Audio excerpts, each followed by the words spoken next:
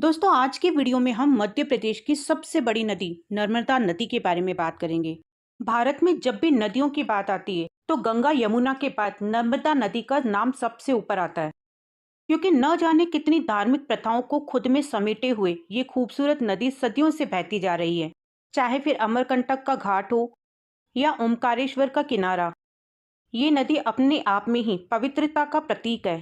नर्मदा नदी मध्य प्रदेश की सबसे लंबी नदी होने के साथ साथ भारत की पांचवी और पश्चिम दिशा में बहने वाली सबसे बड़ी नदी है।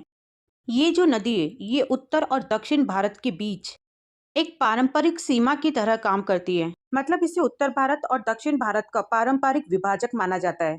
नर्मदा नदी के बहुत सारे नाम हैं, लेकिन खास तौर पर इसे रेवा नदी के नाम से जाना जाता है। और इसके साथ साथ ही इसके और भी बहुत सारे नाम हैं, जैसे शांकरी, रुद्रदेह, नर्मदा, सोमप्रभवा, रजनी, बालुवाहिनी और अंग्रेजी में इसे नेरबुड्डा के नाम से जाना जाता है। ये जो नर्मदा नदी है ये 3 राज्यों से होकर गुजरती है, मध्य प्रदेश, महाराष्ट्र और गुजरात।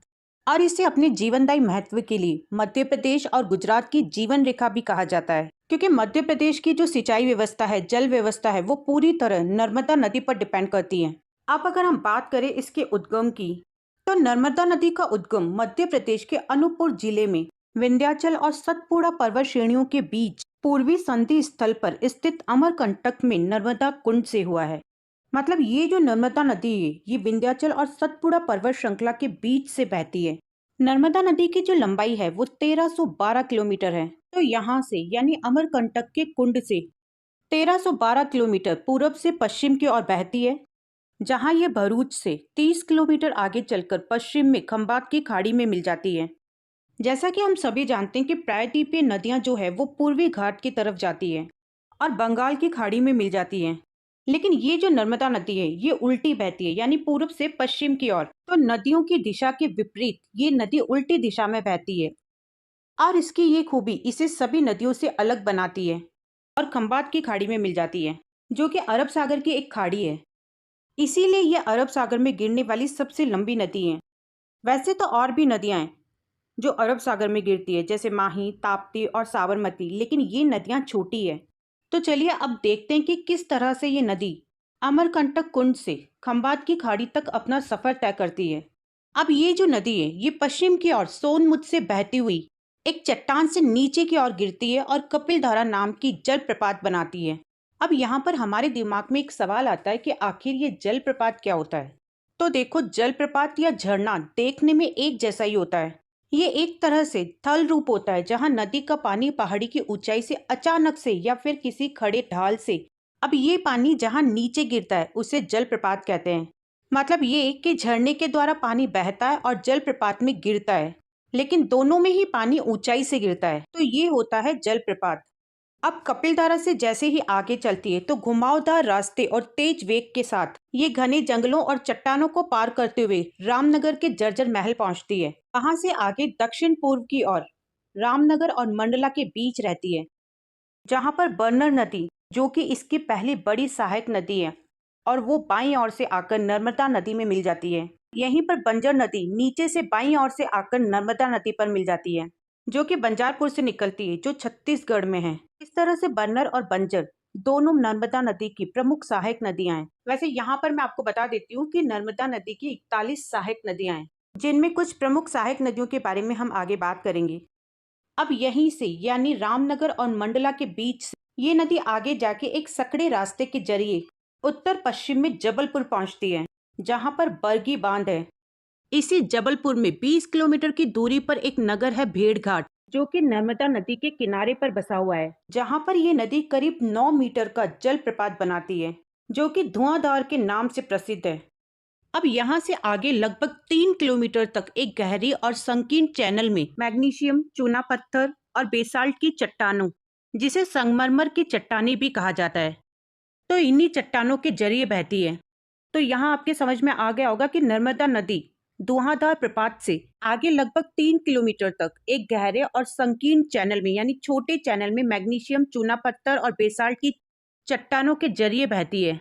अब यहाँ पर आकर ये जो नदी है ये अपने 80 मीटर के पार्ट से संकुचित होकर यानी श्रिंक होकर केवल 18 मीटर की चौड़ाई के साथ बहती हुई उत्तर में विंध्य पट्टियों और दक्षिण में सतपुड़ा रेंज के बीच 3 संकीर्ण घाटियों में प्रवेश करती है। अब ये जो घाटियां है ये दक्षिण में अधिकतर जगहों पर फैली हुई है। अब संगमरमर चट्टानों से आगे निकलते हुए ये नदी अपनी पहली जालोढ़ मिट्टी के उपजाऊ मैदान में प्रवेश करती है, जिसे नर्मदा घाटी कहते हैं। और ये नर्मदा घाटी 320 किलोमीटर तक फैली हुई है। यहाँ दक्षिण में आकर नदी की जो औसत चौड़ाई है वो करीब 35 किलोमीटर तक हो जाती है। वहीं उत्तर में बरना बरेली घाटी पर ये सीमित हो जाती है, जो कि नर्मदापुरम के बरखरा पहाड़ियों के बाद समाप्त होती है। लेकिन यहाँ पर ये पूरी तरह से समाप्त नहीं होती, बल्कि कन्नौज के मैदानों से वापस आ जाती है। और यही कन्नौज नर्मदा नदी की पहली घाटी है, जहाँ पर दक्षिण की ओर से कई महत्वपूर्ण सहायक नदियां आकर इसमें शामिल होती है और सतपुड़ा के पहाड़ियों के उत्तरी ढलानों से पानी लेकर आती हैं, जिनमें बंजर, शेर, शक्कर, दूधी, हुई, बरनार, तवा, गंजाल शामिल है।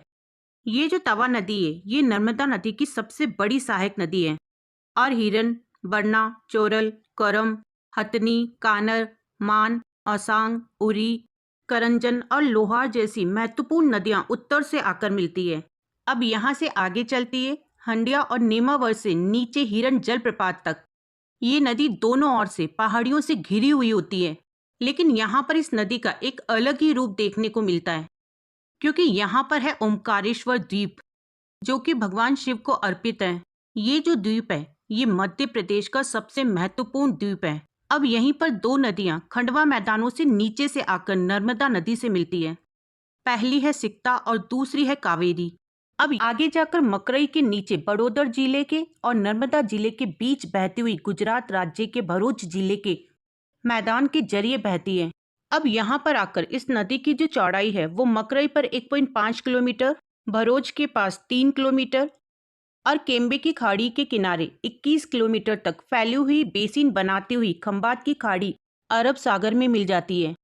तो दोस्तों इस तरह से ये नदी मध्य प्रदेश में घूमती है, जिसमें ये 1077 किलोमीटर तक मध्य प्रदेश के शहडोल, मंडला, जबलपुर, नरसिंहपुर, होशंगाबाद, खंडवा और खरगोन जिलों से होकर बहती है।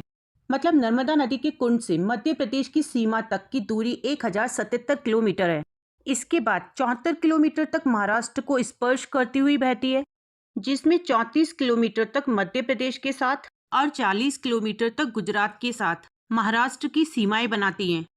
दोस्तों खंबात की खाड़ी में गिरने से पहले लगभग 161 किलोमीटर तक गुजरात में बहती है ये नदी और इस तरह से इसके प्रवाह के रास्ते में मध्य प्रदेश, महाराष्ट्र और गुजरात 3 राज्य आते हैं। तो दोस्तों इस तरह से नर्मदा नदी मध्य प्रदेश में अमरकंटक से खंबात की खाड़ी तक जाती है।